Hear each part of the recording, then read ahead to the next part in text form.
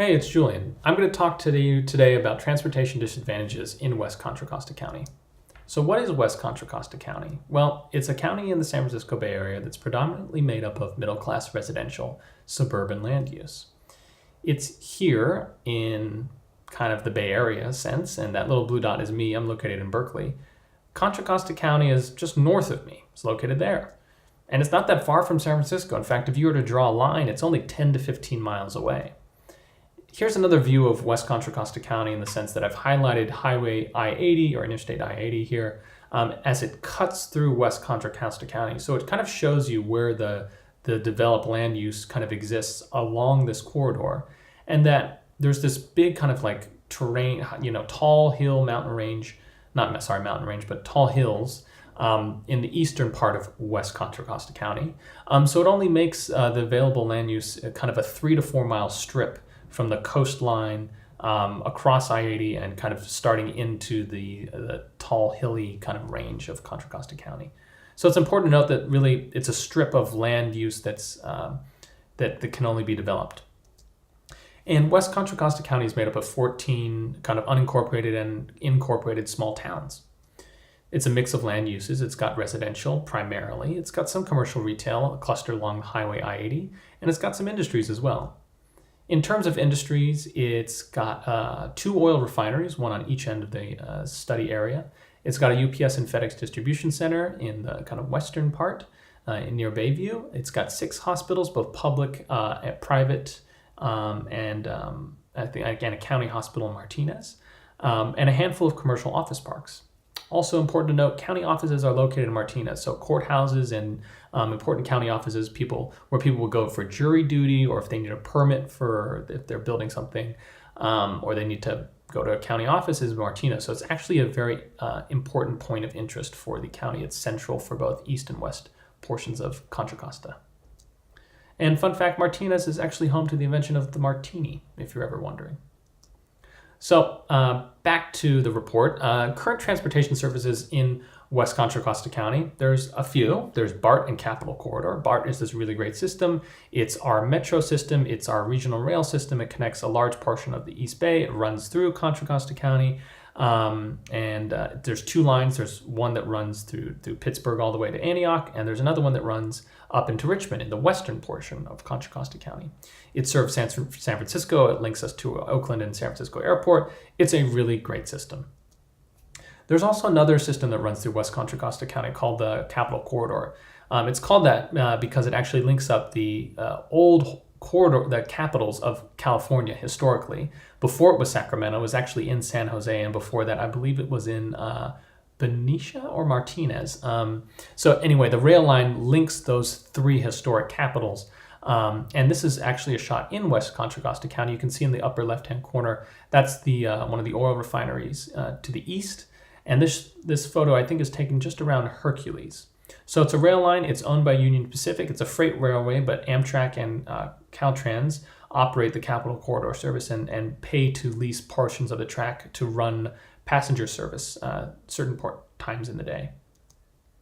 So here's a map of West Contra Costa County, plus the Capital Corridor route in blue and BART in red, orange, and yellow, the different kind of BART lines that we have. And so it's important to note that the Capital Corridor runs through West Contra Costa County, but it doesn't stop in any of these communities that could be potentially well served by better rail connections. There's WestCat. WestCat again is a great service that provides kind of crucial fixed route service for these small towns and communities. But it's important to note that there are only 3 kind of major hubs for WestCat, and they are all park and ride centers that allow people to drive their vehicles, park, and then catch a bus that would take them to either a BART station, El Cerrito del Norte on the left side of the screen, or all the way to the city during the weekday. But it's important to note that these routes don't operate on headways any more frequent than 30 minutes. Most of the local routes you see that run through the hills here, north and south, are primarily 1-hour headways. So it's kind of important to note that service from WestCat, from a local perspective, isn't really well known as a great service provider. They're there to provide basic fixed route services, but they're not known for a high frequency service. And so you can take these buses to San Francisco, but they require you to go to one of these park and ride centers in the first place. And there's only 3 of them. So for a kind of a study area of 240,000 residents, 3 park and ride centers doesn't really seem like it would serve the community as best as WestCat could. And then you also kind of look in between and you see there's all these gaps in areas where obviously it wouldn't make sense to run fixed route service, but it also doesn't seem like WestCat is serving the community, especially Rodeo and Crockett on the right. There's a general public dial-a-ride service area, but you'll notice it only goes to the transit center Monday through Saturday. So it's really just another way to get you to go to one of the 3 transit centers. It's important to note traffic congestion is kind of a big deal along Highway I-80. It's well known that I-80 is a very busy corridor. It's always congested during rush hour. And you'll notice that in this photo near the Richmond Parkway Transit Center, there's 2 carpool lanes, the on-ramps and off-ramps, specifically only for carpools and high occupancy vehicles, which is great for buses. But it's also important to note that these on-ramps and off-ramps were created specifically for Route J service. So it allows WestCat buses to depart from the transit center and go to El Cerrito BART without having to exit and enter the sides of the freeway. However, the congestion along I-80 is indicative of why those carpool lanes were created. They were created because there's a lot of congestion along this freeway corridor. So this is a typical view at 8:30 in the morning on a weekday. There's a lot of traffic. It'd probably take you about 2 hours to go from West Contra Costa County to San Francisco if you weren't traveling in the carpool lane. What about bike paths in West Contra Costa County? Well, there's a few. They're pretty sparse and they're not really connected. As you see here, they're kind of all there, and they're indicated here as Google Maps as bike paths, but that doesn't mean that they're protected or safe or part of a complete streets program. They're just painted perhaps, and Google Maps has indicated that.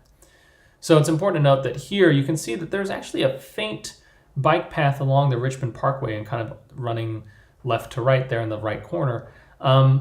And I've kind of highlighted them in green, but they're not really well known, nor are they protected. And you're also traveling on long corridors that are like moving at 35 to 40 miles an hour. To use these kind of somewhat painted bike paths, you also have to cross I-80, which is a 10-lane wide freeway at some points. It's just really not a great place to be a biker, bicyclist. So my paper focused on low-income residents, specifically looking at local trips and regional commutes. Local trips were for shopping, education, and healthcare. Regional connections were really mainly a better way to support job opportunities. A lot of people leave Western Contra Costa County in order to go to their jobs. So my recommendations are kind of 3. One is first to look at why this Capital Corridor rail line isn't serving the community, and to look at what BART did with their eBART project a few years ago, basically creating a service that extended a BART line by using diesel multiple unit technology, basically small diesel trains that run just as frequent as the BART trains. Riders transfer off of a traditional BART train, walk across a platform, board one of these little guys, and they kind of go down the median of this freeway.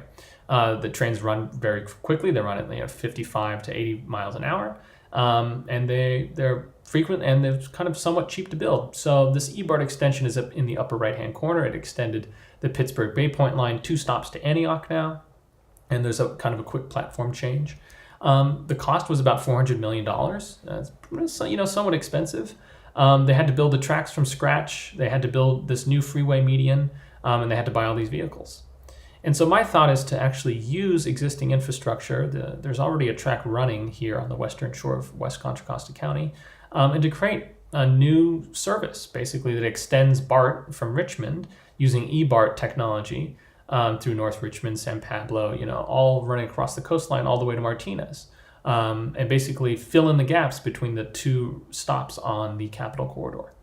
And so basically, if you look at the time it would take to kind of travel via a rail line, would only be about 15 to 20 minutes at most, moving between these two basically from one side of the service to the other. And you could be at Richmond BART station in 20 minutes and catch a BART train to the city, which is only 30 minutes more. So you could be in the city in an hour versus 60 to 90 minutes by bus. You take a bus to one of the transit centers, you wait, you catch another bus. Remember, the headways are only 30 minutes to 1 hour. So it could be significantly impacting transit times. And then one more thing about this use of what I call WBART, it's a Western BART extension, is basically into Western Contra Costa County, is to basically use the already existing eBART maintenance facility and rail line that's there and basically just connect it. There's a rail line that runs right next to the maintenance facility, just needs to be connected up, and you could run the same types of trains, these little diesel trains, all the way to Martinez. And I think that's a great sustainable use of already existing infrastructure, which is basically at the core of the WBART recommendation. Second recommendation, basically to reorganize and structure this WestCat local service to support these new rail stations. So basically use a hub-spoke model of fixed route service to better support the small communities across Western Contra Costa County. And the third recommendation is basically, I think you guessed it, pretty much connect these sparse bike paths and improve them so that not only are they connected, but they become part of a complete streets program, and they allow people who can't afford a car, like low-income individuals, to use things like bike sharing, especially if it's an electric fleet, just like the ones used in San Francisco to power up those big hills. You could use electric bicycles in a bike sharing docked fleet in West Contra Costa County to get home after your daily commute. And so to conclude, things like eBART are a great kind of inspirational type of technology that could be used already on using existing trackway here, and to basically shore up a regional connection for local communities in West Contra Costa County. And, for a lot of people that live in West Contra Costa County, regional connections really mean job opportunities and job growth. So the ability to get outside, commute to your job is really important for people, especially if they're low income and they need an alternative to owning a vehicle.